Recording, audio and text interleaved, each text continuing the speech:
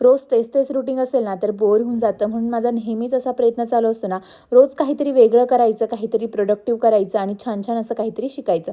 तर ना बऱ्याच दिवसापासून ना ही वूलन मॅट इतकी जास्त ट्रेंडिंग होती आणि मला पण असं झालं होतं ना, मी ती कधी बनवून बघेल. म्हणूनच ना मी सगळं असं ना जे त्याच्यासाठी लागतं ना रेक्झिन, उलन वगैरे सगळं घेऊन आले होते. आणि असं पण ना आता समोरचा इतका टाईम झोपायचा कमी झाला ना, ती जागी असताना ना मी माझी इम्पॉर्टंट काही कामं करू शकत नाही. म्हणूनच ना मी ही वूलन मॅट शिकायची ठरवली. आणि समोरचं ना इतकं जास्त बारीक निरीक्षण चाललं होतं, की आई काय करते आणि सेम तिची पण ना मध्ये तशीच लुडबुड चालू होती. पण ना म्हणावं असं तिने मला काही त्रास दिला नाही, म्हणून मी इझिली ना त्याच्यावर आधी डिझाईन काढून घेतली रेक्झिनवर आणि त्याच्यानंतर ना लगेचच उलणने चिटकवायला घेतलं. पण पुढचे व्हिडिओ काही शूट केले नव्हते.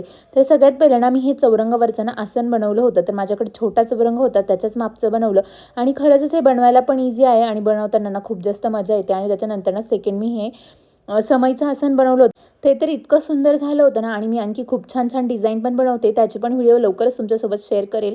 तर त्यानंतर आज मला जायचं होतं किटी पार्टीसाठी. समर्थला जिथे मी ग्राउंडवर खेळायला घेऊन जाते ना, तिथेच ह्या माझ्या सगळ्या फ्रेंड्स झालेल्या आहे आणि इतकी छान फ्रेंडशिप झाली ना. आता आमची किट्टी पार्टी होती आज, त्याच्यासाठीच आज मी बाहेर गेलेले.